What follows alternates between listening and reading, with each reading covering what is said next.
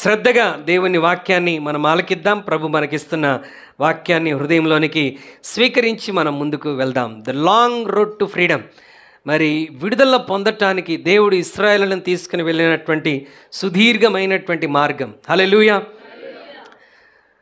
ఇశ్రాయేలు జీవితాలు ఎలా ఉన్నాయంటే, దేవుడు వారిని బానిసత్వంలో నుండి విడిపించినప్పటికీ వాళ్ళు ఇంకా బానిసత్వంలోనే ఉండటానికి ఇష్టపడుతున్నారు. అర్థమవుతుంది చెప్పే మాట. ఇశ్రాయేలీలను బానిసత్వం నుండి దేవుడు విడిపిస్తున్నప్పటికీ వారు ఎక్కడ ఉండాలని ఇష్టపడుతున్నారు? బానిసత్వంలోనే ఉండాలని ఇష్టపడుతున్నారు. Some times okay, you can be set free but still stay in bondage. నువ్వు విడుదల పొందినప్పటికీ విడుదల పొందాను అని అనుకుంటావు, కానీ ఇంకా నువ్వు ఎక్కడ ఉండిపోతున్నావు? బానిసత్వంలోనే ఉంటున్నావు. ఫర్ ఎగ్జాంపుల్ మాట్లాడాలంటే, భారతదేశానికి స్వాతంత్ర్యం వచ్చింది, విడుదల వచ్చింది. ఎక్కడి నుండి?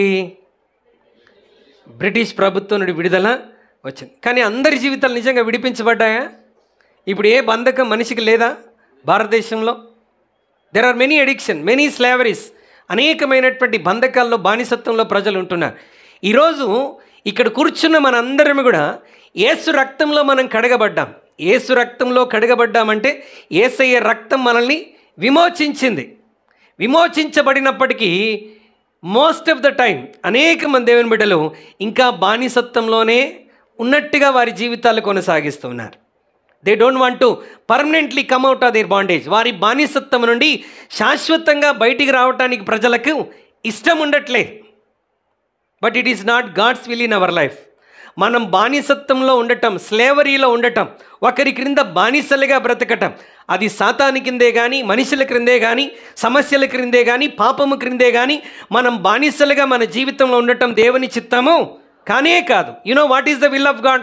దేవుని చిత్తం ఏంటంటే, నా ప్రజలైన ఇశ్రాయేలు నేను ఐగుప్తు బానిసత్వం నుండి విడిపించి వారిని ఎక్కడ తీసుకుని వెళ్ళాలి? పాలు తేనెలు ప్రవహించే దేశంలోనికి తీసుకుని వెళ్ళి ఆ దేశంలో వారిని బాసులుగా నిలబెట్టాలని దేవుడి ఆలోచన. Is it not a good thought? మంచి ఆలోచన కాదంటారా?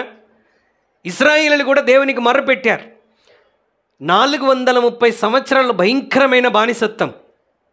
వారు దేవుని సందులో, మరి నిర్గమ 3వ అధ్యాయంలో మనం చూస్తే దేవుడు మాట్లాడుతూ అంటున్నాడు, నా ప్రజలైన ఇశ్రాయేలీయులు పెట్టిన మొర నా సన్నిధిని చేరినది.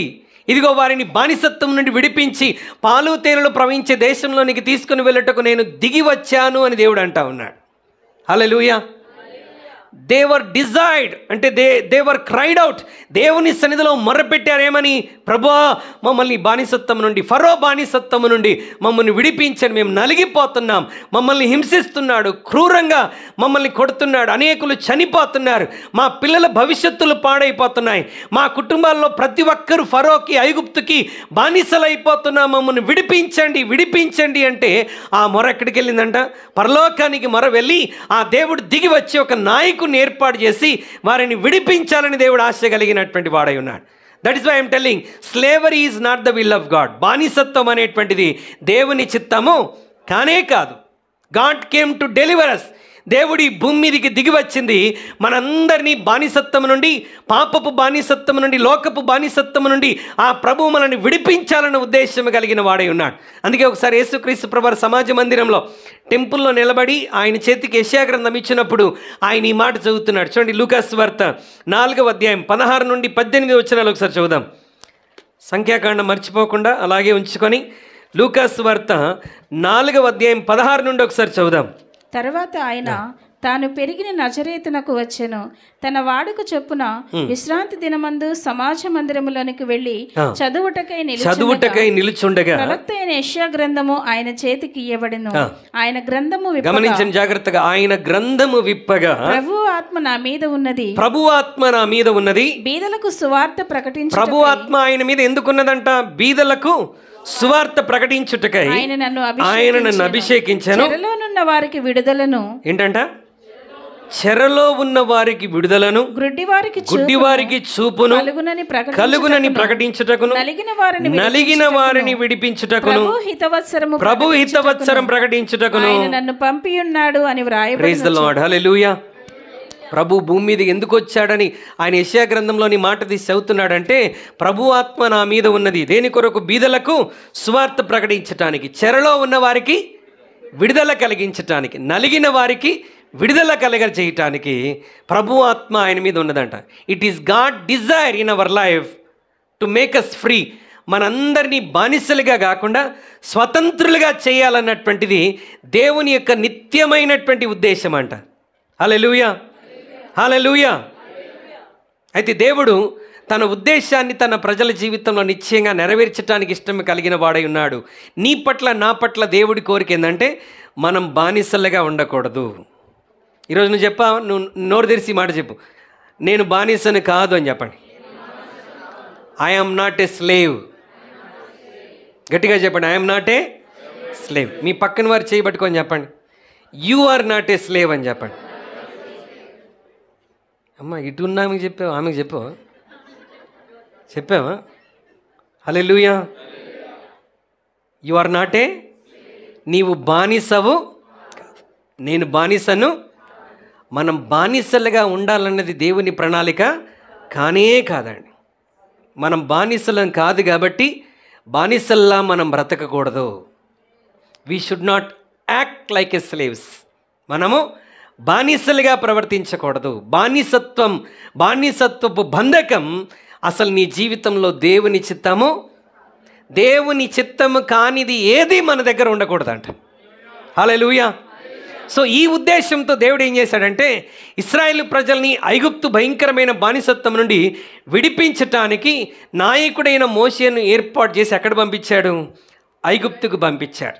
మోషే గారు అక్కడికి వచ్చి 10 తెగుళ్ళు వారి మీదకి వచ్చినట్లుగా దేవుని కృపను బట్టి 10 తెగుళ్ళు రప్పించాడు. 10వ తెగులు మరి గొర్రెపిల్ల రక్తమును చిందించి ప్రతి ద్వారబంధకానికి పూయటం ద్వారా ఆ రాత్రి ఐగుప్తు తొలిచూరులందరూ హతమైపోయినప్పుడు ఇశ్రాయేలీయులను వారు బ్రతిమలాడి మరీ పంపించేశారు. హల్లెలూయా. ఇప్పుడు ఎక్కడికి వచ్చారు?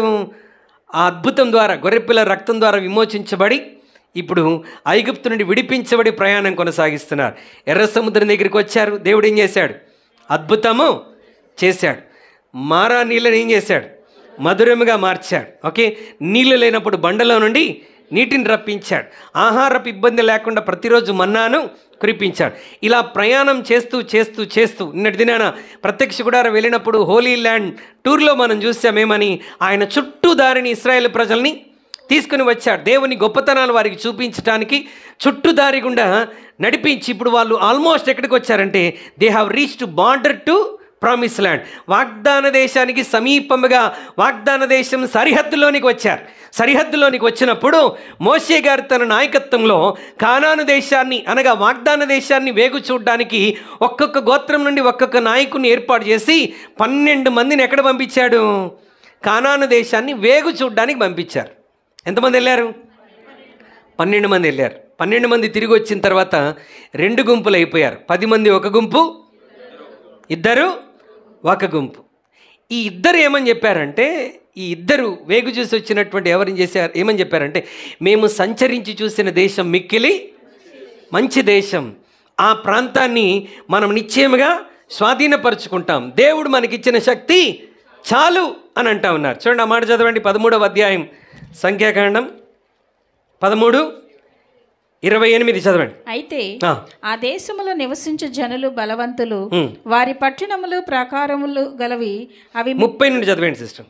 కాలేబు మోషే ఎదుట జనులను నిమ్మలపరిచి మనము నిశ్చయముగా వెళ్ళుదుము, దానిని స్వాధీనపరచుకుందుము, దాన్ని జయించుటకు మన శక్తి చాలుననెను. యెహోషువ కాలేబులు ఏమని చెప్తున్నారంట? మనం నిశ్చయంగా ఆ ప్రాంతానికి వెళ్తాం. It is God's promise that we are going to conquer that land.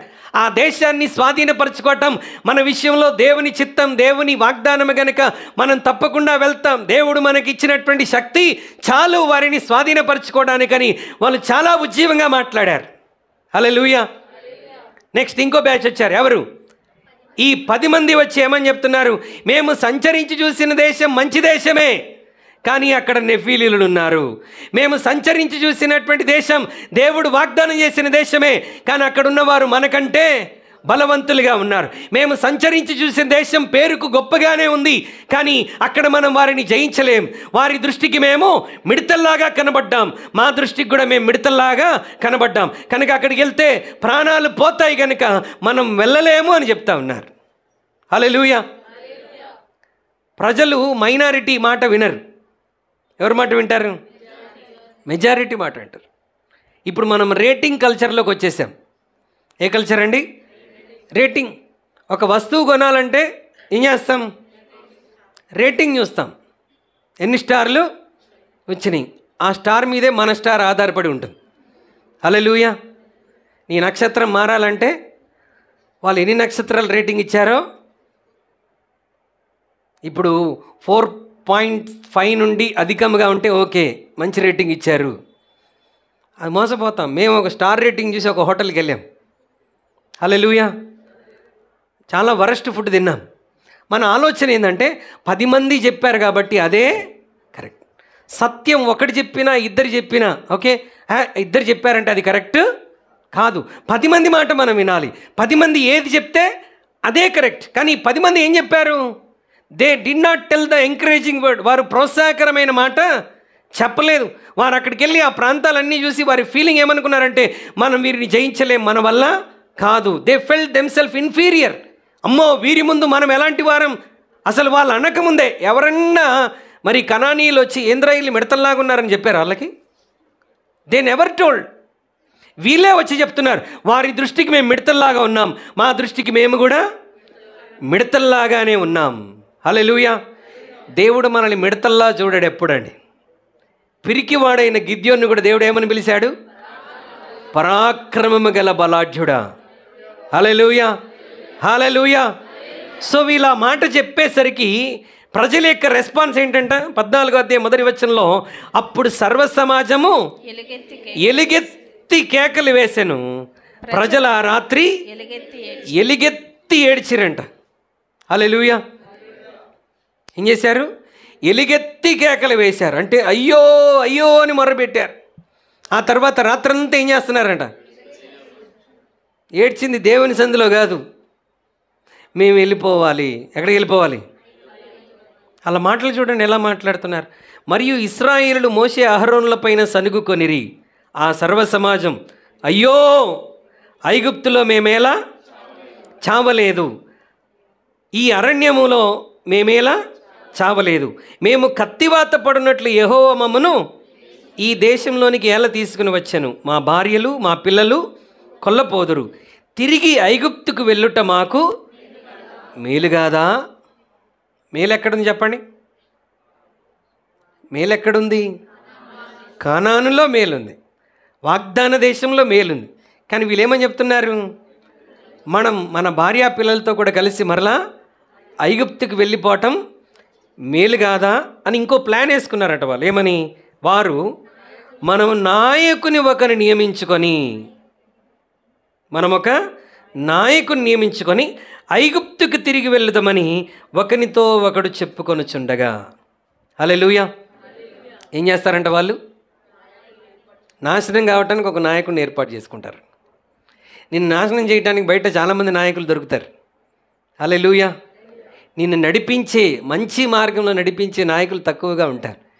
వారిని వాగ్దాన దేశంలో నడిపించడానికి దేవుడు ఒక అద్భుతమైన నాయకుడిని, మోషేని దేవుడు ఏర్పాటు చేశాడు.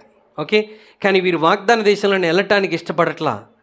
ఎందుకంటే ప్రజలు ఇచ్చిన సమాచారాన్ని బట్టి భయపడిపోయి మనం మిడతల్లాగా ఉన్నాం, వారు నెఫీలీలులంట, వారు బలవంతులంట, వారు శక్తిమంతులంట, వారిని మనం గెలవలేమంట. కనుక మనం, నువ్వు గెలవలేకపోతే, నువ్వు స్వాధీనం చేసుకోలేకపోతే దేవుడిని నిన్ను అక్కడికి గెలమని చెప్తాడా? ఏమండి?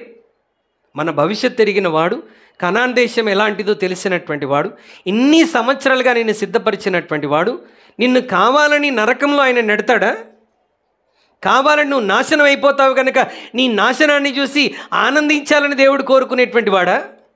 Never. They did not understand God and his plans.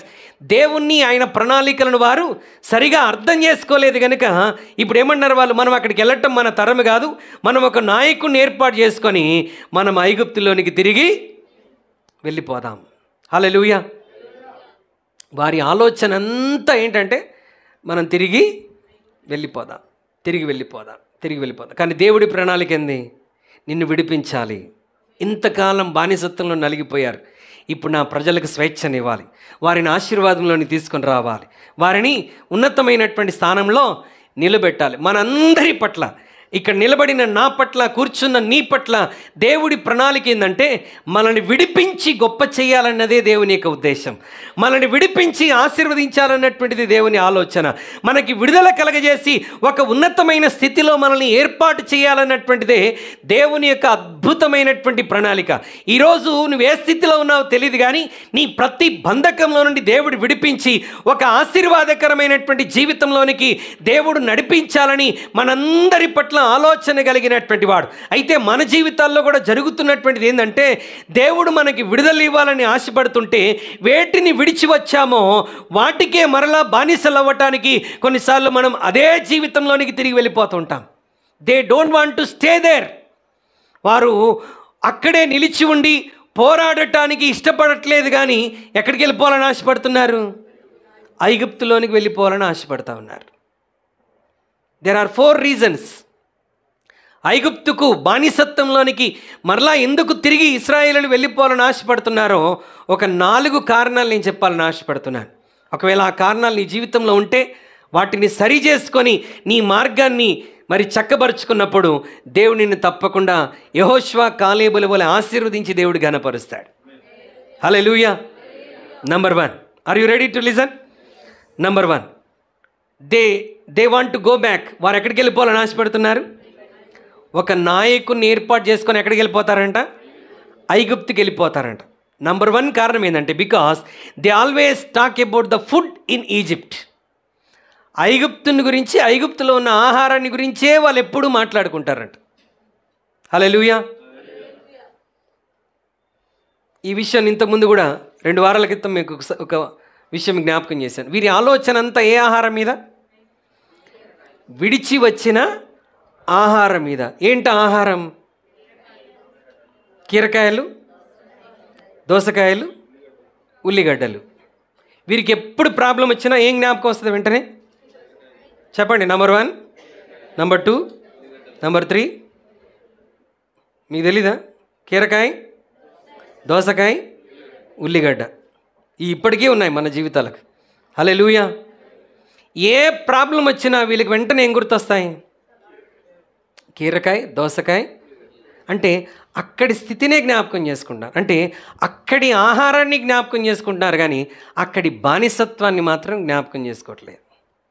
కీరకాయలు, ఉల్లిగడ్డలు, దోసకాయలే గుర్తొస్తున్నాయి, కానీ కొరడా దెబ్బలు గుర్తురాట్ల, ఇటుకలు తయారు చేయటం గుర్తురాట్ల, బంకమట్టిని పిసకటం, వాళ్ళే గడ్డి తెచ్చుకోవటం, భయంకరమైన బానిసత్వపు జీవితం వారికి గుర్తు రావట్ల. అప్పుడు కష్టంలో ఉన్నప్పుడేమో ప్రభువా మమ్మల్ని విడిపించమని చెప్పారు. దేవుడు విడిపించి వాగ్దాన దేశంలో తీసుకుని వెళ్ళి ఒక్కొక్కడిని ఒక్కొక్క ప్రాంతంలో ఒక నాయకుడిగా దేవుడు ఏర్పాటు చేయాలని ఆశపడితే ఇప్పుడు వాళ్ళకి ఏం గుర్తొస్తుందంట? కీరకాయలు. ఆ ఫుడ్డే మనకు బాగుంది. ఏ ఫుడ్డు? కీరకాయలు, ఉల్లిగడ్డలు, దోసకాయలు. మనం ఎన్ని చావు దెబ్బలు తిన్నా, ఎన్ని కొరడా దెబ్బలు తిన్నా ఆ ఫుడ్డే బాగుందని ఫుడ్ గురించి ఆలోచిస్తున్నారు తప్ప బానిసత్వం ద్వారా కలుగుతున్నటువంటి నష్టాలను వారి జీవితంలో అనుభవించట్లా. ఒక ఇంటిలో ఒకడు బానిసగా ఉన్నాడనంటే ఇజ్రాయేలు కుటుంబాల్లో ప్రతి ఒక్కడు కూడా ఏమవలసిందే. వారి కొడుకు ఇంజనీర్ అయినా, వాడి కొడుకు డాక్టర్ అయినా, ఏ చదువులు చదివినా వాడు మరలా చివరికి ఏ పని చేయాలి? ఫరో ఏ పని చెప్తే ఆ పనే చేయాలి. ఇటుకలు తయారు చేయాలి. వారికి ఉన్నటువంటి ఒకే ఒక పని ఏంటంటే పిరమిడ్లు కట్టడం.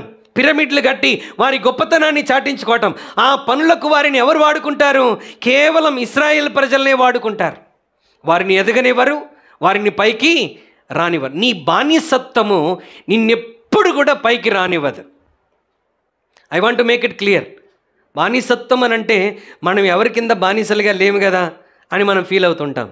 బానిసత్వం అంటే నువ్వు విడిచిపెట్టని అలవాటుకి నువ్వేమైపోయావు? బానిసవైపోయావు. నువ్వు విడిచిపెట్టని పాపానికి నువ్వేమైపోయావు? బానిసవైపోయావు. నీవు విడిచిపెట్టని కోపానికి నువ్వేమైపోయావు? బానిసవైపోయావు. నీ హ్యాబిట్స్కి నువ్వేమైపోయావు? బానిసవైపోయావు. దేవుడు ప్లాన్ ఏంటి? నా బిడ్డలు దీని నుంచి విడిపించబడితే నేను వారిని ఉన్నతమైన స్థానంలో నిలబెడతాను. నీ ఆశీర్వాదాన్ని, నీ వాగ్దానాన్ని, నీ శాశ్వతమైన జీవాన్ని ఆపివేసేది ఏంటో తెలుసా? నీ జీవితంలో ఉన్నటువంటి బానిసత్వమే. ఎందుకంటే దేవుడు ఇచ్చేటువంటి ఆశీర్వాదం, దేవుడిచ్చే ఘనత చాలాసార్లు మనకు గుర్తుకు రాదు. మనం ఏం జ్ఞాపకం చేసుకుంటాం? ఆ విడిచి వచ్చినటువంటి పాపంలో ఉన్నటువంటి ఆ తాత్కాలికమైన సంతోషాన్ని, ఆ ప్లెజర్ని మనం జ్ఞాపకం చేసుకుంటూ, అయ్యో ఈ మార్గంలో, యేసయ్య మార్గంలో వెళ్తే ఆ ఆనందాన్ని పోగొట్టుకుంటున్నామే, యేసయ్య మార్గంలో వెళ్తే ఆ లోక సంబంధమైన సంతోషాన్ని, ఆ ఎంజాయ్మెంట్ని మనం పోగొట్టుకుంటున్నామేనని మన దృష్టి మనం దేవుని వైపు అడుగులు వేస్తున్నప్పటికీ మన ఆలోచన అంతా కూడా వేటి మీద ఉంటుందంటే మనం విడిచినటువంటి వాటి మీదే ఉంటుంది. హల్లెలూయా. ఇంకొక్కసారి ఆ పని చేస్తాను, ఇంకొక్కసారి అలవాటు కలిగి ఉంటాను, ఇంకొక్కసారి ఆ తప్పు చేస్తాను, ఈ ఒక్కసారి ఆ పాపాన్ని చేస్తాను. నీవు అంటున్న ప్రతి ఒక్కసారి అది ఇంకొకసారి ఖచ్చితంగా అవుతుంది అన్న సత్యం నువ్వు గుర్తుపెట్టుకోవాలి. Hallelujah. You need God's help.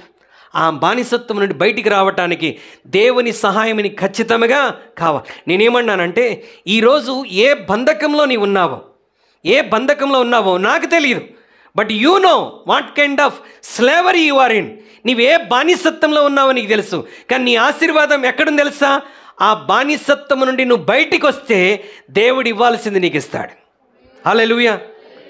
మనం ఎలా ఉన్నామంటే, నాకు అది కావాలి, ఇది కూడా కావాలి. ఇశ్రాయేల్ అయితే అసలు అది వద్దే అని అంటున్నారు.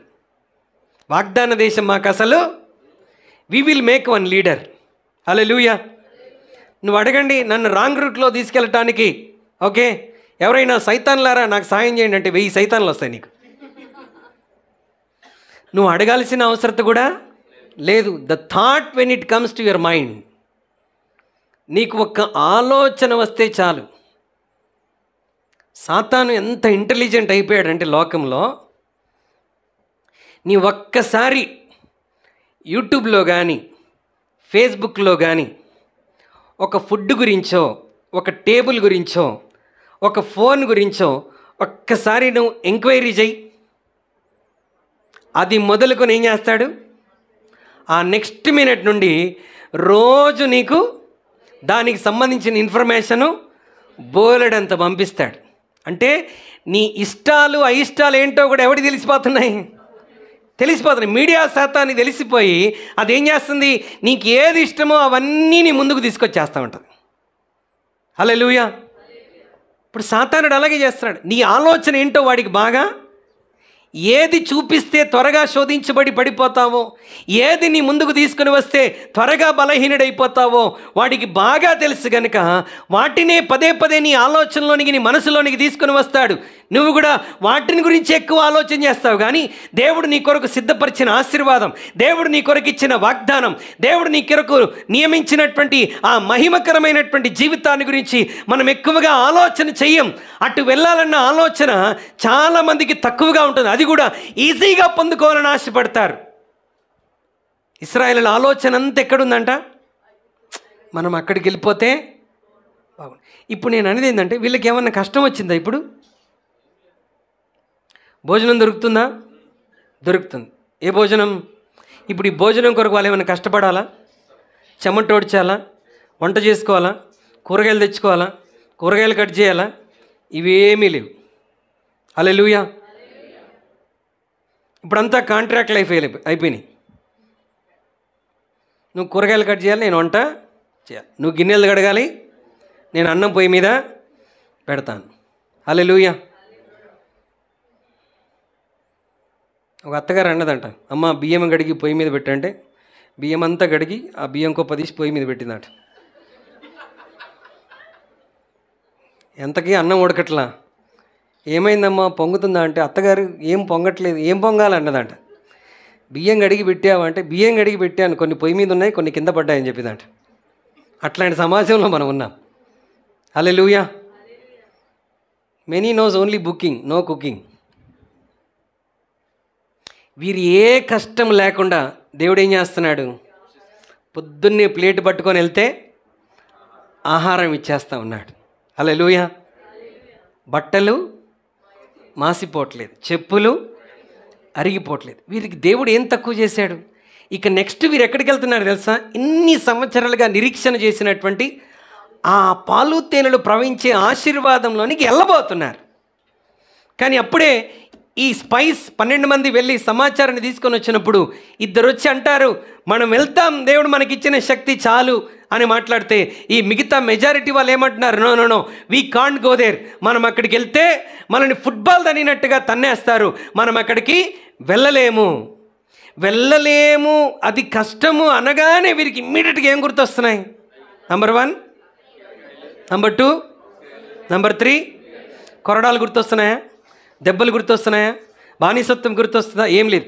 అసలు అక్కడ బానిసలుగా ఉండటం కంటే మనకు ఆ లైఫే, చాలామందికి ఆ పాపపు జీవితం, ఆ పాపపు అలవాట్లు, లేకపోతే విడిచి వచ్చినటువంటి ఆ జీవితంలోనే ఎక్కువ ఆనందాన్ని అనుభవిస్తూ వారి జీవితాలు నాశనం చేసుకుంటున్నారు తప్ప దేవుని ఆశీర్వాదంలోనికి వెళ్ళటానికి ప్రజలకు ఇష్టము లేదు. Because they were always thinking about the food in Egypt. ఐగుప్తులో ఉన్నటువంటి ఆ ఆహారాన్ని గురించే వారు ఎక్కువగా మాట్లాడుకున్నారు తప్ప దేవుడు ఇవ్వబోతున్న ఆశీర్వాదాన్ని గురించి మాట్లాడలేదు. హల్లెలూయా. నువ్వు దేని గురించి ఎక్కువ మాట్లాడాలి? దేవుని వాగ్దానాన్ని గురించి మాట్లాడాలి. దేవుడు ఇవ్వబోతున్నటువంటి ఆశీర్వాదాన్ని గురించి మాట్లాడాలి. దేవుడు కలగజేయబోతున్నటువంటి అద్భుతాన్ని గురించి నువ్వు మాట్లాడాలి. హల్లెలూయా, హల్లెలూయా. రెండవది ఒకటి ఏంటంటే, they always talk about food there in Egypt. ఐగుప్తులో ఉన్న ఆహారాన్ని గురించే మాట్లాడతారు. రెండవది, they did not know that faith requires a fight. Hallelujah. విశ్వాస జీవితానికి పోరాటం ఖచ్చితంగా అవసరమని వారు గ్రహించలేకపోతున్నారంట. ఇప్పుడు మనందరం ఏ జీవితంలో ఉన్నాం? మనది ఏ యాత్ర? విశ్వాస యాత్ర. హల్లెలూయా. ఈ విశ్వాస యాత్రలో ఏముండాలి? పోరాటం అనేది ఖచ్చితంగా ఉండాలి. మనకి ఎలాంటి జీవితం ఇష్టం అంటే, ఏ పోరాటము, పరీక్షలు, శోధనలు లేని జీవితం అంటే బిందాస్గా ఉంటాం మనం. హల్లెలూయా. కరోనా టైంలో ఎగ్జామ్స్ లేవని కేసీఆర్ చెప్పగానే ఎగిరి గంతులు వేసిన వాళ్ళు లాస్ట్ బెంచోడు ఫస్ట్ ఉంటాడు. హల్లెలూయా. ఎందుకంటే బిందాస్ కాలు మీద కాలేసుకొని ఆడు ప్రశాంతంగా ఉంటాడు. ఎగ్జామ్ రాయవసరం లేదు, డైరెక్ట్ ఎటు వెళ్ళిపోతాం? ఇంటర్లోకి 10th వెళ్ళిపోతాం. We don't want fight. మనకి పోరాటం అంటే అస్సలు నచ్చదు. కానీ విశ్వాస జీవితంలో పోరాటం అనేది ఖచ్చితంగా అవసరం. హల్లెలూయా. కొన్ని అద్భుతాలు నీ జీవితంలో జరగాలి, కొన్ని మిరాకల్స్ నీ లైఫ్లో ఎక్స్పీరియన్స్ అవ్వాలి, కొన్ని వాగ్దానాలు నీ జీవితంలో నెరవేర్చబడాలి అని అంటే పోరాటము కంపల్సరీ. కానీ ఒక క్రైస్తవుడికి పోరాటంలో ఉన్న ఇంకో గొప్ప ఆధిక్యత ఏంటంటే, మీరు పోరాటంలోనికి వెళ్ళాలి అని చెప్తాడు తప్ప ఆయనే పోరాడతాడు. హల్లెలూయా. అదేగా దావీదు అన్నాడు, యుద్ధము నేను కాదు దేవుడే యుద్ధం చేస్తాడు. యెహోషువ మాకు దిక్కు లేదు ప్రభా, నువ్వే దిక్కంటే దేవుడు దిగొచ్చి ఏమన్నాడు? మీరు యుద్ధానికి వెళ్ళండి అంతే, కానీ మీరు పోరాడవలసిన నిమిత్తము లేదు. మీ పక్షముగా నేను పోరాడతాను. I'm going to fight for you. Fight is compulsory. పోరాటం అనేది దేవుడు తీసివేయడు, పోరాటం కంపల్సరీ. కానీ గుర్తుపెట్టుకోవాల్సిందంటే ప్రతి పోరాటం దేవుడు దగ్గరుండి గెలిపిస్తాడు. హల్లెలూయా, హల్లెలూయా. అది నీ జీవితంలో చాలా గుర్తుపెట్టుకోవాలి. నా శ్రమలో, నా పోరాటంలో, నా ఇబ్బందిలో, నా కష్టంలో నేను ఒక్కనే సఫర్ అవ్వట్లేదు. నువ్వు చాలాసార్లు ఏమనుకుంటే నేను ఒక్కనే నలిగిపోతున్నాను, ఒక్కదాన్నే నలిగిపోతున్నాను. No no no no. నీతో కూడా నలిగిపోయేవాడు, నీతో కూడా బాధపడేవాడు, నీతో కూడా శ్రమ అనుభవించేవాడు, నీతో కూడా పోరాడేవాడు, నిన్ను పిలుచుకున్న దేవుడు నీతో ఉన్నాడని నువ్వు మర్చిపోకూడదు. Hallelujah. God is there right with you. Hallelujah. ఇశ్రాయేలుని దేవుడు కనాను దేశానికి వెళ్ళి పోరాడండి, కనానీయులందరినీ హతమార్చండి, నేను పరలోకంలో కూర్చొని చూస్తుంటానని చెప్పాడా? నేను మీతో కూడా వస్తానని చెప్పాడు ఆయన. నీ ప్రతి పోరాటంలో దేవుడు నీతో ఉంటాడు. నీ కుటుంబ సభ్యులు ఉండకపోవచ్చు, నీ స్నేహితులు ఉండకపోవచ్చు, నీవు నమ్మినటువంటి వారు ఉండకపోవచ్చు, but remember always Jesus will be there. యేసయ్య ఎప్పుడు నీ పోరాటంలో నీతో కూడా ఉంటాడు. ఇప్పుడు వీరు ఆ పోరాటం చేసి స్వాధీనపరుచుకునే సమయానికి దగ్గరికి వచ్చేసారు. హల్లెలూయా. కానీ ఇప్పటి వరకు వీళ్ళ లైఫ్ ఎలా ఉంది? స్మూత్గా కొనసాగుతుంది. ఎంత గొప్ప దేవుడు అంటే దేవుడు ప్రతి అడుగడుగున అద్భుతం చేస్తున్నాడు. వీళ్ళకు ఉన్నటువంటి ఒకే ఒక గ్రేట్ టాలెంట్ ఏంటంటే సనగటం.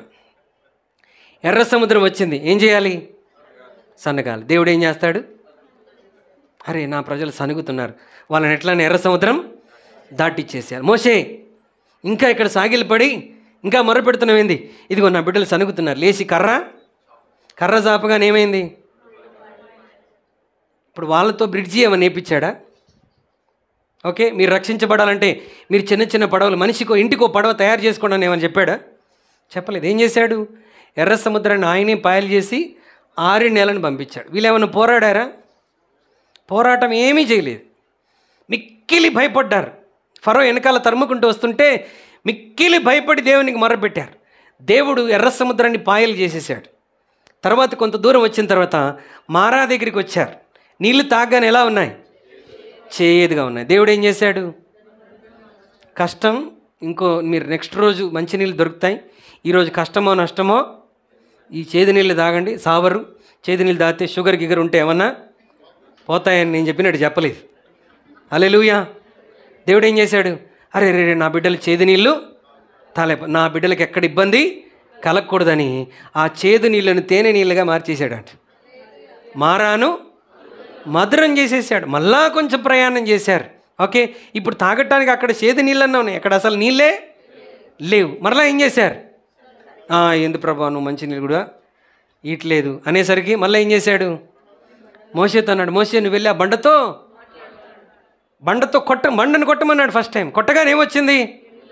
నీళ్ళు వచ్చింది. ఇప్పుడు చెప్పండి, నీళ్ళ కొరకు మనం వాటర్ ట్యాంక్ దగ్గర కొట్లాడుకున్నట్టుగా జుట్టులు పట్టుకొని ఇశ్రాయేల్ ప్రజలు ఎప్పుడన్నా కొట్లాడారా? ఎప్పుడు కొట్లాడలేదు. వారికి సమృద్ధి అయిన నీళ్లను, అంటే వారి జీవితంలో ఏ పోరాటం లేదు. హల్లెలూయా. పండుగలు వస్తున్నాయంటే చీరల గురించి పోట్లాడాల్సిన అవసరమే ఇశ్రాయేలీయుల జీవితాల్లో లేదు. ఎందుకంటే ఎన్ని సంవత్సరాలైనా మా సిస్టర్స్ ఎట్లున్నారంటే, నేనప్పుడు లేనందుకు దేవా నీకు వందనాలు, లేదంటే ఈ 40 సంవత్సరాలు ఆ ఒక్క చీరతోనే నేను గడపాల్సి వచ్చేది అన్నట్టుకున్నారు కదా. దేవుడు మిమ్మల్ని ఇప్పుడు ఈ తరంలో ఉంచినందుకు దేవునికి స్తోత్రం చెప్పండి. హల్లెలూయా. ఎందుకంటే మీ వార్డ్రోబ్లో మీ కబ్బోర్డ్లన్నీ నిండిపోయి మీ భర్త బట్టలు కూడా బయటికి తీసి అక్కడ కూడా మీ చీరలు పెట్టేసుకుంటున్నారు. ఎంత ఆశీర్వదిస్తున్నాడు దేవుడు మిమ్మల్ని. ఇప్పుడు చెప్పండి, వీళ్ళు బట్టల గురించి ఇంట్లో భార్య భర్తని విసికించే పరిస్థితి ఏమైనా ఉందంటారు ఇజ్రాయేల్కి? ఏమీ లేదు. ఒకటే చీర, ఒకటే ప్యాంటు షర్ట్. ఎన్ని సంవత్సరాలు? మరి వాసన ఏం రాలేదంటే దేవుడు అంత ఫ్రాగ్రెన్స్ ఇచ్చాడు. బట్టలు మాసిపోలేదు, చెప్పులు అరిగిపోలేదు. డాడీ చెప్పులు కొను, మమ్మీ చెప్పులు కొను అని ఏమైనా పోరాటం ఉందా? పోరాటమే లేదు. మనం 6 నెలలకి 7 నెలలకి చెప్పులు మార్చేసేయాలి. హల్లెలూయా. మొన్న బ్రదర్ మాట్లాడుతున్నారు, పాస్టర్ గారు నేను ఫలానా చోట ఆఫీసులోకి వెళ్ళాను, చెప్పులు బయట పెట్టి వెళ్ళాను, వచ్చేసరికి చెప్పులు లేవు.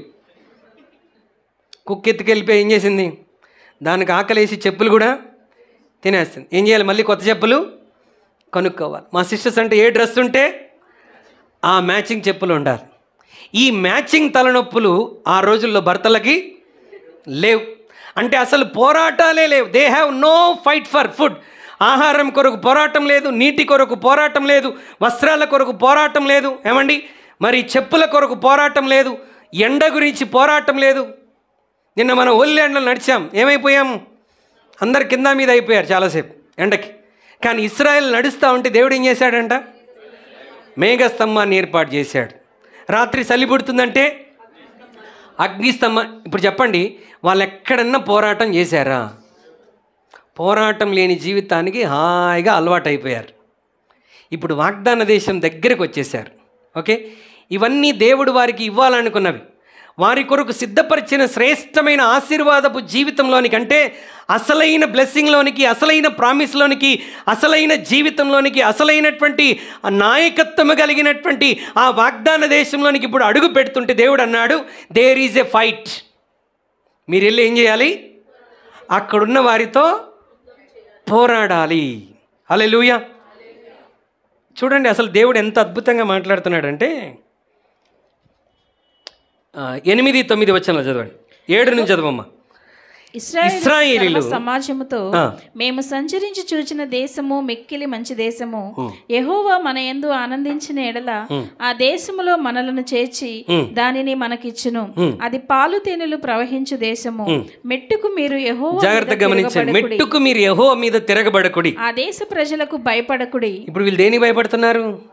ఆ దేశ ప్రజలకు భయపడుతున్నారు. దేవుడు ఏమంటున్నాడు? ఆ దేశ ప్రజలకు భయపడకుడి, వారు మనకు ఆహారం అగుదురు. అబ్బా, వీళ్ళు ఏమనుకుంటున్నారు? మనం మిడతల్లాగా ఉన్నాం, మనం వాళ్ళని నమిలి మింగేస్తారని వీళ్ళు అనుకుంటున్నారు. కానీ దేవుడు ఏమంటున్నాడు?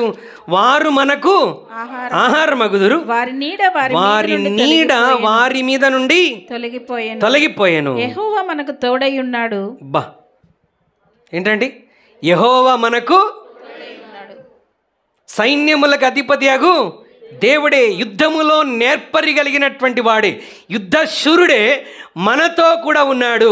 వారి నీడ వారి మీద నుండి తొలగిపోయిందంటే వారి నీడ కూడా వారికి సహాయము చేయలేని స్థితి దేవుడు తీసుకొని వచ్చాడు. ఆల్రెడీ మనల్ని గురించినటువంటి భయము దేవుడి వారికి కలగజేశాడు కనుక మనము వారికి భయపడవద్దు. మనం అక్కడ అడుగుపెట్టినప్పుడు వారు మనకు భయపడతారు. రెండవది, దేవుడు మనకు తోడై ఉన్నాడు కాబట్టి మనం వెళ్ళి ఏం చేయాలి? యుద్ధము చేస్తున్నట్టు యాక్టింగ్ చేయాలి. చేసేదంతా ఎవరు? దేవుడు. అది కూడా వీళ్ళు చేయరంట. అంటే వారి విశ్వాస జీవితంలో వారు పోరాటాన్ని ఎక్కడా ఇష్టపడట్లేదు.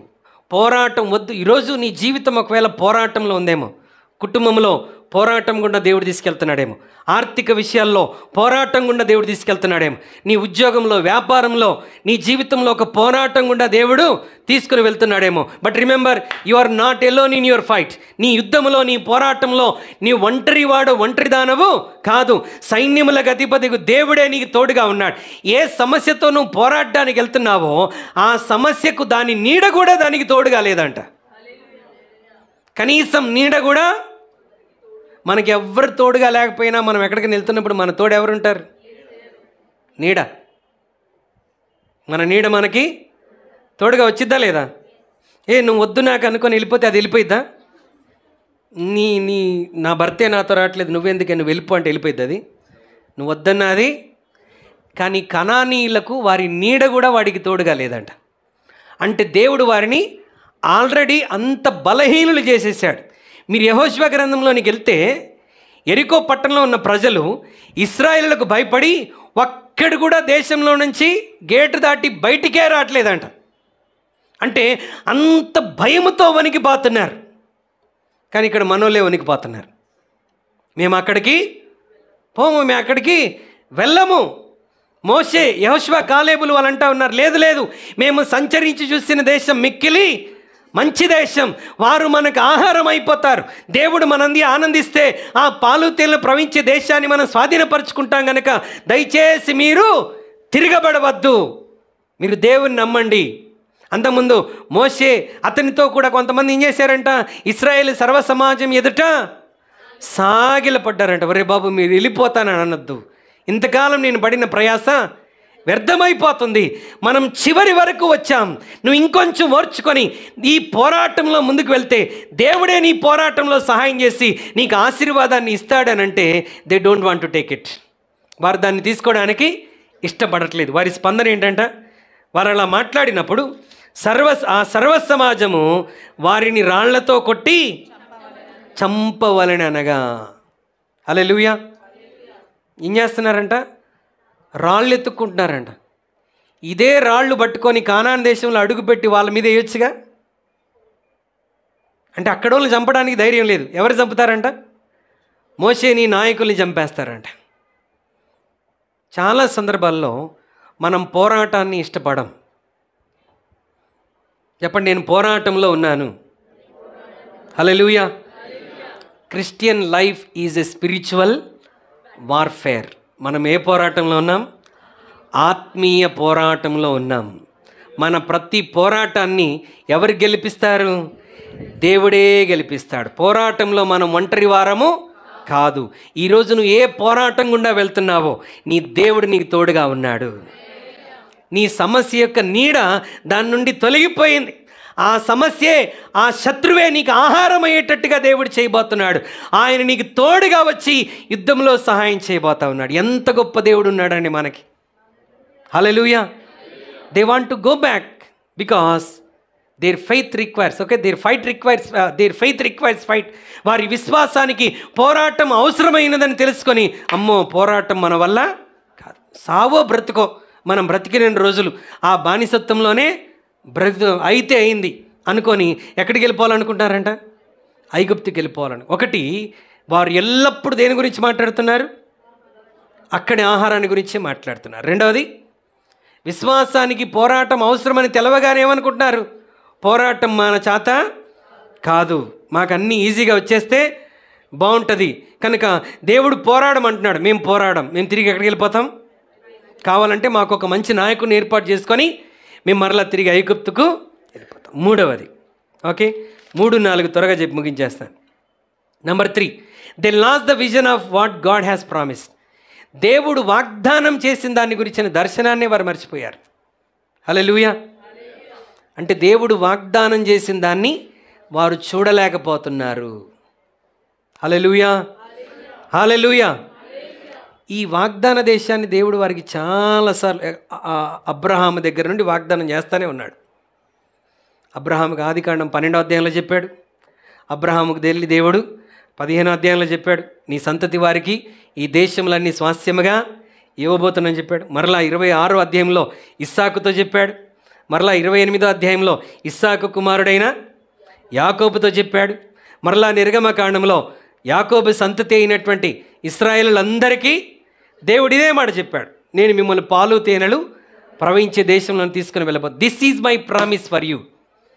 ఇది మీ అందరి విషయంలో నేను మీకు ఇచ్చే వాగ్దానం. ఇంతకాలం బానిసత్వంలో ఉన్నారు, there is a blessing waiting for you. మీ కొరకు అక్కడ ఆశీర్వాదాలు ఎదురు చూస్తున్నాయి, సిద్ధపడండి, నాతో పాటు బయలుదేరండి అని దేవుడు వారిని మోటివేట్ చేస్తూ ఉన్నాడు. ఆ వాగ్దానం సంగతే వాళ్ళు మర్చిపోయారు. వాగ్దానం మర్చిపోయారంటే అర్థం ఏంటంటే వాక్యాన్ని మర్చిపోయారని అర్థం. Hallelujah. Promise is nothing but God's word. దేవుని వాగ్దానము అని అంటే దేవుని వాక్యము అని మనం గతంలో నేర్చుకున్నాం. అంటే దేవుని వాక్యాన్ని వాళ్ళు ఏం చేశారు? పూర్తిగా మర్చిపోయారు. ఇప్పుడు వింటే రేపు మర్చిపోవటమే. హల్లెలూయా. 3 రోజులు పాస్టర్ గారు ఏం వాక్యం చెప్పారు? మొదటి రోజు ఎస్తేర్లందరిని అడుగుతున్నాను, ఎల్లప్పుడూ ఆనందించాడు. 3వ రోజు, 2వ రోజు ప్రేమించాడు. 3వ రోజు ధైర్యం తెచ్చుకోడు. 4వ రోజు మర్చిపోవడి. నిన్ను నడిపించేది ఏంటో తెలుసా? ఇశ్రాయేలులను వాగ్దాన దేశంలో. ఇప్పుడు యెహోషువ కాలేబులు కూడా వాళ్ళతో పాటే బయలుదేరారుగా, అవునా? యెహోషువ కాలేబులు కూడా వాళ్ళతో పాటే బయలుదేరారు, వాళ్ళతో పాటే సహజీవనం చేశారు. కానీ దేవుని మాటను వారెక్కడ మర్చిపోలేదు. వారిని బలపరిచింది, పోరాటానికి సిద్ధం చేసింది.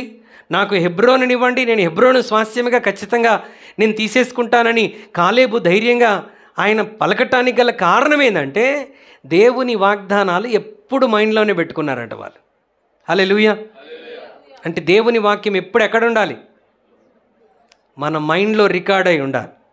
హల్లెలూయా. బైబిల్లో ఉన్న వాక్యాలన్నీ ఎక్కడికి రావాలి?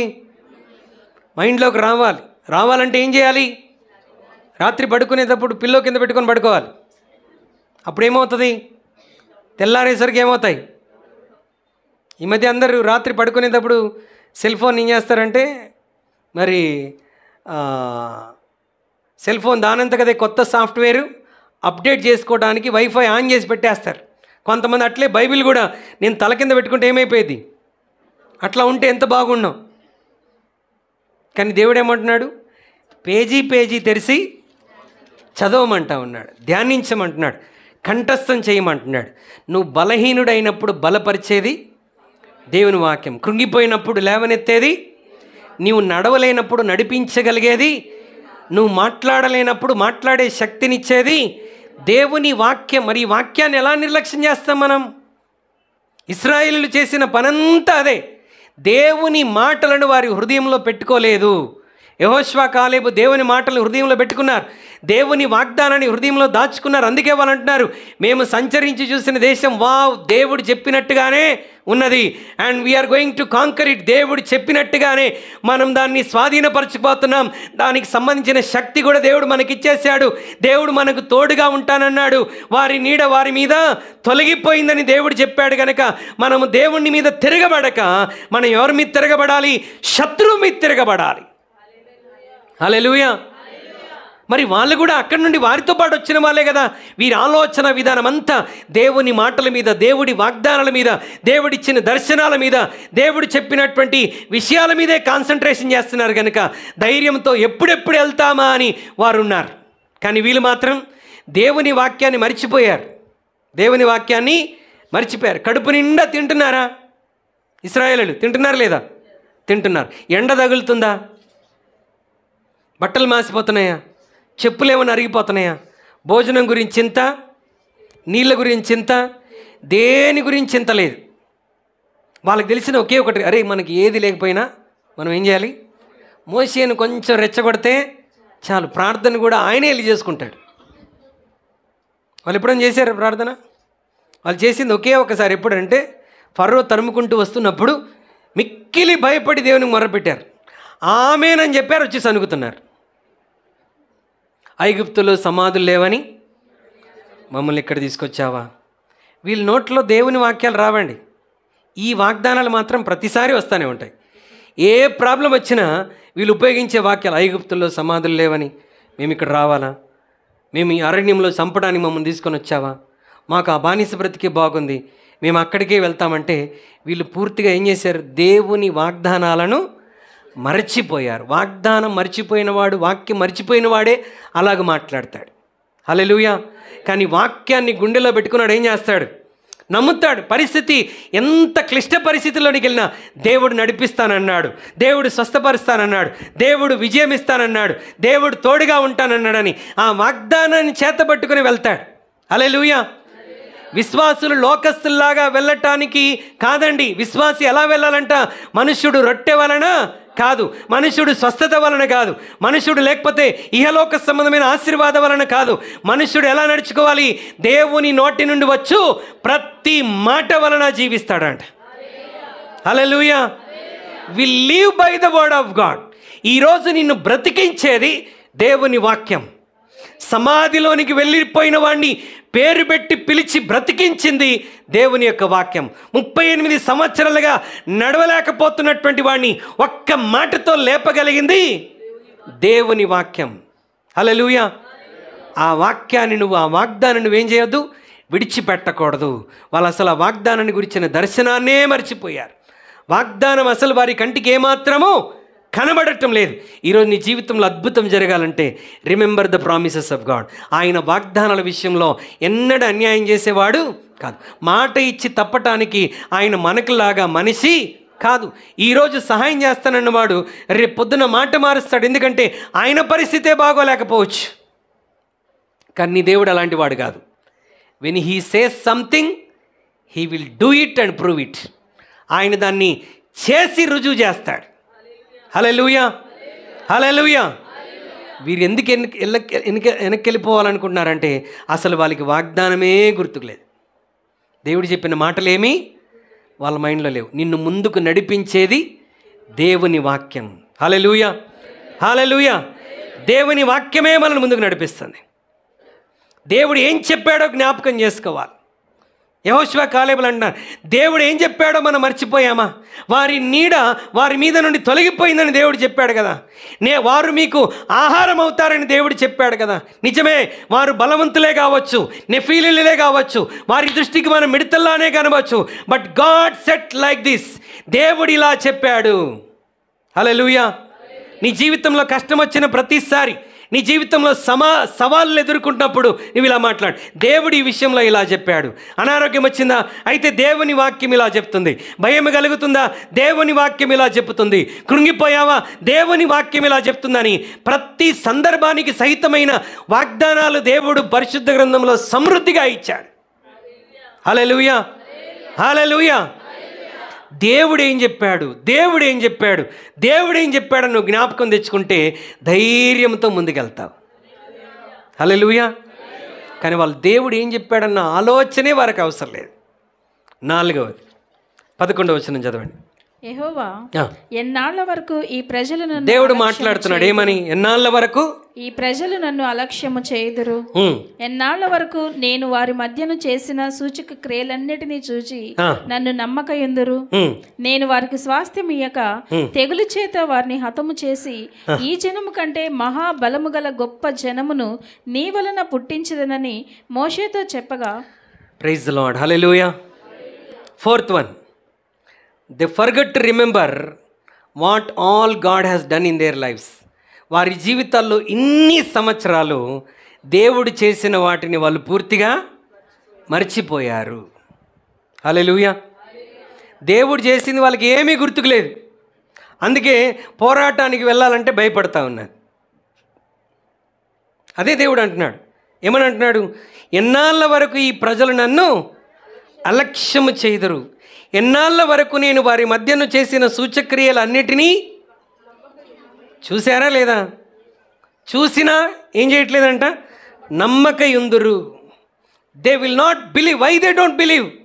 దో they have seen these many miracles in this years. ఇన్ని సంవత్సరాల్లో ఇన్ని అద్భుతాలు చూసినా ఇంకా వారు నన్ను నమ్మలేక ఎలా ఉండగలుగుతున్నారు? నేను చేస్తానని చెప్పాను కదా, తోడుగా ఉంటానని చెప్పాను కదా, నేనే పోరాడి విజయం ఇస్తానని చెప్పాను కదా. Why can't they believe? నేను ఇప్పటి వరకు చేసినవన్నీ వాళ్ళు మర్చిపోయారా? చేశాడా లేదా దేవుడు? ఐగుప్తులో దేవుడు వారి ఇప్పుడు దేవుడు వారిని ఒక్క నిమిషంలో డైరెక్ట్ 10వ తెగుల్ని రప్పించేసి ఫరోను భయపెట్టి ఇశ్రాయేల్ని బయటికి తీసుకురావాలంటే. కానీ 10 తెగుళ్ళు ఎందుకు రప్పించాడు? దేవుడు గొప్పతనం ఏంటో ఇశ్రాయేలు ప్రజలకు అర్థం కావాలి, దేవుడు ఎంత భయంకరుడో ఫరోకు కూడా అర్థం కావాలి అని. హల్లెలూయా. ఈ చుట్టూ మార్గం గుండా నిన్న చూసాం, ఫిలిప్పు గాజా మార్గం గుండా ఫిలిప్పీల దేశం నుండి ఈజీగా మనం ఎక్కడికి వచ్చేయచ్చని తెలుసుకున్నాం. కానాన్ దేశంలోనికి వచ్చేయచ్చు. కానీ దేవుడు ఎటు తీసుకొచ్చాడు? చుట్టూ మార్గం గుండా, అంటే ఎర్ర సముద్రం గుండా దేవుడు వారిని తీసుకుని వచ్చాడు. గాడ్స్ ప్లాన్ ఏంటంటే నేను ఎలాంటి వాడినో నా ప్రజలకు అర్థం కావాలి. Let them experience my miracles. అందుకే ఎర్ర సముద్రం దగ్గర తీసుకొని వచ్చాడు. ఎర్ర సముద్రం దగ్గర వారు నిలబడి ఉండగా మరలా ఫరోని రేపాడు. ఫరో తరుముకుంటూ వచ్చేసరికి ఇశ్రాయేల్ భయపడి, నేనేంటో నా ప్రజలకు ఈరోజు నేను చూపించబోతున్నానని దేవుడు సంతోషంతో ఏం చేశాడు? మీరు ఈ సైన్యానికి భయపడవద్దు, నేడు మీరు చూచిన ఈ సైన్యమును ఇంకెన్నాడు, ఈ ఐగుప్తుల్ని మరెన్నడూ మీరు చూడరని దేవుడు ఏం చేశాడు? ఎర్ర సముద్రాన్ని పాయలు చేశాడు. ఏ ఫరోను చూసి మిక్కిలి భయపడ్డారో ఆ ఫరో ఆ ఆరిన నేల మీద నడుచుకుంటూ వస్తూ ఉంటే ఇశ్రాయేల్ అనుకున్నారు, ఇదేంటి ఎర్ర సముద్రంలో మనము నడిచాం, ఫరో కూడా వచ్చేస్తున్నాడంటే మోషే అన్నాడు, ఆగండి, wait and see what the Lord is going to do. ఇశ్రాయేలులో లాస్టోడు బయటికి వెళ్ళిపోయిన తర్వాత కూడా హల్లెలూయా, హల్లెలూయా అంటే 1 గంటకి వాక్యం అయిపోయే సమయానికి వచ్చినోడు కూడా పైకి వచ్చేసిన తర్వాత దేవుడు ఏం చేశాడు? ఎర్ర సముద్రాన్ని మరలా ఏకరాశిగా మూసేశాడు. ఏమైపోయారు? ఏ శత్రువుకైతే భయపడ్డాడో, ఏ ఫరోకైతే భయపడ్డాడో ఆ ఫరో అతని సైన్యం అంతా ఏమైపోయారు? ఎర్ర సముద్రంలో మునిగిపోయారు. అంత ప్రపంచాన్ని శాసించే ఫరోనే దేవుడు నాశనం చేయగలిగితే కనాను దేశంలో ఉన్న వాళ్ళని దేవుడు నాశనం చేయలేడా? చేయగలడా లేదా? మరి దేవుడు చేసిన అద్భుతాలు చూసి కూడా వాళ్ళు నమ్మలేకపోతున్నారు. మారాను మధురముగా మార్చాడు, బండలో నుండి నీటిని రప్పించాడు, ఆకాశం నుండి మన్నాను కురిపించాడు. మార్గంలో నిర్గమకాండం 17వ అధ్యాయంలో అమాలేకీలతో యుద్ధం జరిగితే మోషే చేతులెత్తి ప్రార్థిస్తుంటాడుగా దేవుడు యుద్ధములో గొప్ప విజయాన్ని అనుగ్రహించి ప్రూవ్ చేశాడు. ఏంటంటే యుద్ధములో పోరాటంలో నేను మీకు తోడుగా ఉండి విజయాన్ని అనుగ్రహిస్తానని దేవుడు ప్రూవ్ చేశాడు. ఇన్ని అద్భుతాలు చూసినా కనాను దేశంలో దేవుడు అద్భుతం చేస్తాడన్న సంగతి వారు గ్రహించలేకపోతున్నారు. గ్రహించలేకేమన్నారు? మేము వెళ్తామండి, మీరు ఎన్నన్నా మాట్లాడండి, వీల్ మేక్ ఏ లీడర్, ఒక నాయకుడిని తయారు చేసుకొని ఏం చేస్తాం? మేము వెళ్ళిపోతాం. హల్లెలూయా. లీడర్ అవ్వాలని అందరికీ ఆశ ఉంటుంది. దేవుడేమో పాపం ఎవరిని చేశాడు? లీడర్ని మోసే చేశాడు.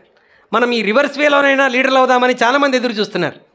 బ్రదర్, మీకు ఎప్పుడు ఆలోచన వచ్చినా చెప్పండి ఐగుప్తుకి వెళ్ళాలని, నేను లీడర్గా ఉంటాను, మీరు నాకే ఓటేయాలి, నా గుర్తు ఇది. హల్లెలూయా. ఎక్కడికి వెళ్ళటానికి? నాశనంలో నడిపించేటువంటి వాళ్ళు బోల్డ్ మంది ఉంటారు, కానీ దేవుని మార్గం ఏ మార్గం? ఇరుకైన మార్గం అంట. అక్కడ పోరాటం ఉంటుంది. ఈరోజు నేనేమంటున్నానంటే, ఇశ్రాయేలుతో దేవుడు అంటున్నాడు, ఇన్ని అద్భుతాలు చూసి కూడా వీళ్ళు నన్ను నమ్మటం లేదా, నేను ఈ కార్యం చేస్తానన్న విశ్వాసం వారికి కలగట్లేదా? ఈరోజు కొంతమందితో దేవుడు మాట్లాడుతూ ఉన్నాడు, ఇన్ని కార్యాలు నీ జీవితంలో చూసావు కదా, ఇప్పుడు వచ్చిన సమస్య నుండి దేవుడు నిన్ను విడిపించలేడా? ఇన్ని అద్భుతాలు నీ జీవితంలో చూస్తూ వింటూ వచ్చావు కదా, ఇప్పుడు వచ్చినటువంటి కార్యాన్ని దేవుడు జరిగించలేడా? ఈ పోరాటంలో దేవుడు తోడుగా ఉండలేడా? నీ జీవితంలో విజయాన్ని అనుగ్రహించలేడా? నీ సమస్య దాని నీడను దాని నుండి దేవుడు తొలగించలేడా? నీ సమస్యకు నిన్ను గురించిన భయాన్ని దేవుడు పుట్టించలేడా? Definitely he will do it. అయితే మనము నమ్మాలి. ఇశ్రాయేలీయులు బార్డర్ దగ్గరికి వచ్చేసారు, ఓకే, కానీ వాళ్ళు వెనక్కి వెళ్ళిపోవాలనుకుంటున్నారు. ఎందుకంట అక్కడి ఆహారమే గుర్తొస్తుంది. విశ్వాసంలో నాకు ఫైటింగ్ అంటే, అసలు పోరాటం అంటే ఇష్టమే లేదు. మోషేతో గొడవ పడతారు, మోషేతో పోరాడతారు, కానీ శత్రువుతో మాత్రం పోరాడరు. హల్లెలూయా. మూడోది, దేవుని వాగ్దానాలను మర్చిపోయారు.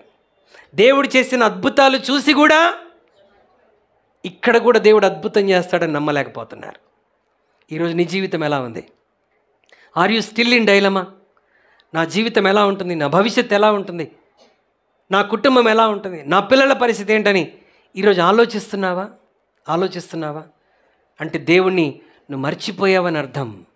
హల్లెలూయా. ఈరోజు మరికొంతమందితో దేవుడు చెప్తున్న మాట ఏంటంటే, నువ్వు బానిసత్వం నుండి దేవుడు నిన్ను బయటికి తీసుకుని రావాలనుకుంటున్నాడు, వాగ్దాన దేశంలో చేర్చడానికి. కానీ నువ్వు మరలా ఎక్కడికి వెళ్ళాలనుకుంటున్నావు? ఆ విడిచి వచ్చిన పాత జీవితంలోనికే వెళ్ళాలని ఆశపడుతున్నావు. But remember, blessings are waiting ahead of you. నీ ఎదుట ఆశీర్వాదాలు, వాగ్దానాలు ఎదురు చూస్తున్నాయి. ఆ స్లేవరీలో నుంచి నువ్వు బయటికి రావాలి. ఆ బానిసత్వం నుండి నువ్వు బయటకు రావాలని దేవుడు కోరుతున్నాడు. ఈరోజు నువ్వు ఏది జయించలేకపోతున్నావో అది జయించటానికి దేవుడు సహాయం చేస్తాడు. ప్రభా, నేను ఫలానా మాటలు జయించలేకపోతున్నాను, ఫలానా అలవాటు జయించలేకపోతున్నాను, ఫలానా పాపాన్ని జయించలేకపోతున్నాను, ఫలానా కోపాన్ని జయించలేకపోతున్నాను. కెన్ యూ ప్లీజ్ డెలివర్ మీ? పరిశుద్ధాత్మ దేవుని సహాయం అడగండి. He will deliver you and help you to conquer the promises. నిన్ను విడిపించి వాగ్దానాన్ని స్వతంత్రించుకోవడానికి దేవుడు కృప అనుగ్రహిస్తాడు. రెండవదిగా, ప్రియమైన దేవుని బిడ్డలారా, పోరాటం దేవుడు అనుమతిస్తున్నాడు నీ జీవితంలో. తలలు వంచండి, ప్రార్థన చేద్దాం. పోరాటం దేవుడు అనుమతిస్తూ ఉన్నాడు. నీ విశ్వాస జీవితంలో పోరాటం దేవుడే అనుమతిస్తున్నాడు. ఎందుకంటే పోరాటం తర్వాత నీకు ఆశీర్వాదం ఉండబోతున్నది. After every exam there is a promotion. ప్రతి పరీక్ష తర్వాత ప్రమోషన్ ఉన్నది, ప్రతి శోధన తర్వాత ప్రమోషన్ ఉన్నది. Don't get discourage when God is taking you through some trials and temptations. దేవుడు కొన్ని శోధనలు, పరీక్షలు గుండా నిన్ను తీసుకుని వెళ్తున్నప్పుడు కంగారు పడవద్దు. Remember the promise of God. మరి యోసేపు జీవితాన్ని దయచేసి గమనించండి. యోసేపు జీవితంలో దేవుడు వాగ్దానం చేశాడు, నిన్ను అన్నల కంటే గొప్పగా హెచ్చిస్తాను. కానీ పరిస్థితులు ఆయనకు వచ్చిన వాగ్దానానికి అనుకూలంగా లేవు. ప్రియమైన దేవుని బిడ్డలారా, గుంటలో పడవేయబడ్డాడు, కానీ వాగ్దానాన్నే జ్ఞాపకం చేసుకుంటున్నాడు. పోతీఫర్ ఇంట్లో బానిసగా వెళ్ళాడు, అయినా సింహాసనమే గుర్తొస్తుంది, వాగ్దానమే గుర్తుకు వస్తున్నది. చెరసాల్లో వేయబడ్డాడు, అయినా కూడా దేవుని వాగ్దానము, సింహాసనమే గుర్తొస్తుంది. అవమానించబడ్డాడు, అత్యాచారం చేశాడని నింద మోసాడు, అయినా దేవుని వాగ్దానం, సింహాసనమే గుర్తుపెట్టుకున్నాడు. దేవుడు అనుకున్న స్థితిలోనికి యోసేపుని తీసుకుని వెళ్ళాడు. చిన్న సమస్య రాగానే కంగారు పడిపోతున్నావా? ఇక నా భవిష్యత్తు అంతా చీకటిమయంగా ఉందనుకుంటున్నావా? ప్రియమైన దేవుని బిడ్డలారా, నీ విశ్వాస జీవితానికి పోరాటం దేవుడు అనుమతిస్తున్నాడు. కానీ గుర్తుపెట్టుకో, నీ పోరాటాన్ని దేవుడే పోరాడతాడు. He is going to fight for you. నీ పక్షముగా పోరాడేటువంటి వాడు నీ దేవుడు. నీకు విరుద్ధముగా రూపించబడిన ఏ ఆయుధము వర్ధిల్లదు. ఎవరైనా నీ గురించి నిన్ను బలహీనపరచడానికి ప్లాన్ చేస్తున్నారా? Remember what God said. దేవుడు ఏమి చెప్పాడో గుర్తెచ్చుకో. నీకు విరుద్ధముగా రూపించబడిన ఏ ఆయుధం వరదలదు. No weapon is formed against you will prosper. భయంలో ఉన్నావా? భయపడకుడి, ధైర్యం తెచ్చుకొని, ఇదిగో నేనే అని దేవుడు చెప్తా ఉన్నాడు. అనారోగ్యంలో ఉన్నావా? రిమెంబర్ వాట్ గాడ్ సెడ్, నిన్ను స్వస్థపరచు యెహోవాను నేనే అని అంటా ఉన్నాడు. నడవలేకపోతున్నావా? నీ జీవితంలో ఈ పోరాటంలో ముందుకెళ్ళలేకపోతున్నావో, రిమెంబర్ వాట్ గాడ్ సెడ్, యెహోవా కొరకు ఎదురు చూచువారు నూతన బలము పొందుదురు, వారు పక్షిరాజు వలె రెక్కలు చాపి పైకెగురుదురు, అలాగే పరిగెత్తుదురు, సమస్యలకు నడిచిపోదురు. Always when you face any challenge, ఏ పోరాటం ఎదుర్కొన్నా, ఏ సమస్యలో ఉన్నా, remember what God said to you. దేవుడు చెప్పింది జ్ఞాపకం చేసుకో. ఇశ్రాయేలులు మర్చిపోయారు కనుక బలహీనులైపోయారు. ఈరోజు దేవుడు నీతో మాట్లాడుతుంటుండగా ప్రభు సన్నిధిలో నీ జీవితాన్ని సమర్పించుకో. నీ కొరకు దేవుడు ఆశీర్వాదాన్ని సిద్ధపరిచాడు, నీ కొరకు దేవుడు దీవెనను సిద్ధపరిచాడు. Look back and thank God. ఇప్పటి వరకు నీ జీవితాన్ని దేవుడు అనాథగా విడిచిపెట్టలేదు. ఎన్ని కార్యాలు చేశాడో గుర్తుపెట్టుకో. From the day one you have accepted Christ, క్రీస్తును అంగీకరించిన దినం మొదలుకొని దేవుడు నిన్ను విడిచిపెట్టాడా? విడిచిపెట్టలేదు. ప్రియమైన బిడ్డలారా, ప్రభు నీ జీవితంలో చేశాడు. నిజమే, కొన్ని కష్టాలు, ఇబ్బందులు, ఆర్థిక ఇబ్బందులు, పోరాటాలు, అవమానాలు ఎదుర్కొన్నామేమో, కానీ దేవుడు విడిచిపెట్టాడా? దేవుడు తోడుగా ఉన్నాడు. నీ లైఫ్లో ఎప్పుడో ఎర్ర సముద్రాన్ని పాయలు చేసి ఉంటాడు. ఒకప్పుడు నీ జీవితంలో మారాను మధురంగా మార్చి ఉంటాడు. ఒకప్పుడు నీ జీవితంలో బండలో నుండి నీటినిచ్చుంటాడు. ఒకప్పుడు ఆయన నీకు పగలు మేఘస్తంభముగా, రాత్రి అగ్నిస్తంభముగా ఉండి నడిపించుంటాడు. మర్చిపోయావా? ఇప్పుడు చేస్తాడన్న నమ్మకం నీకు లేదా? నీ దేవుడు అంత బలహీనుడా? నీ జీవితాన్ని ఆదుకోలేడా? నీ కుటుంబాన్ని కట్టలేడా? నీ భర్తను మార్చలేడా? నీ భార్య జీవితంలో అద్భుతం చేయలేడా? నీ పిల్లలకు మంచి భవిష్యత్తు నీ దేవుడు ఇవ్వలేడా? అంత బలహీనుడా నీ దేవుడు? నీ దేవుడు గొప్పవాడు. He is a mighty God and he is all mighty God. నీ బిడ్డలకు వివాహం చేయలేడా? నీకు గర్భఫలాన్ని దేవుడు ఇవ్వలేడా? నీవు ఆరాధించే దేవుడు అంత బలహీనుడా? నీ క్రియల ద్వారా, నీ మాటల ద్వారా నీవే నీ దేవుణ్ణి బలహీనపరుస్తున్నావా? Remember, nothing is impossible to him. ఈరోజు ధైర్యంగా చెప్పు, ప్రభువా నేను బానిసని కాదయ్యా, I'm not a slave, you are going to bless me. నా సమస్యలకు, నా బంధకాలకు నేను బానిసని కాదయ్యా, నీవు నా పట్ల కలిగి ఉన్న ప్రణాళికే వేరు ప్రభా. నీ దేవుని స్తుతిస్తామా? ఒక్కసారి నోరు తెరిచి can you open your mouth and praise God. ప్రభా ఇదిగో నా పోరాటం, నా విశ్వాస జీవితంలో పోరాటం అవసరమని చెప్పావు. పోరాటానికి నీవు నాకు తోడుగా ఉన్నందుకు వందనాలు. మీలో ఉన్నవాడు లోకంలో ఉన్నవాని కంటే గొప్పవాడని దేవుని వాక్యం జ్ఞాపకం చేస్తుంది. పోరాడున్నది నీవు కాదు, నీ పక్షాన ఆయనే పోరాడుతున్నాడు. He is going to fight for you. ఆయన వాగ్దానం మర్చిపోయావా? నీకు ఇచ్చిన వాగ్దానం మర్చిపోయా? ప్రతి ఆదివారం వింటున్న వాక్యాలు మర్చిపోయావా? నీ జీవితాన్ని గురించి, భవిష్యత్తు గురించి, కుటుంబాన్ని గురించి, పిల్లల గురించి దేవుడు చెప్పిన వాగ్దానాలు, వచనాలు మరచిపోయావా? Remember all those things.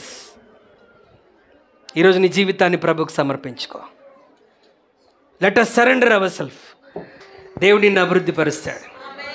నీ నమ్మకం ఒమ్మైపోదు అంటున్నాడు.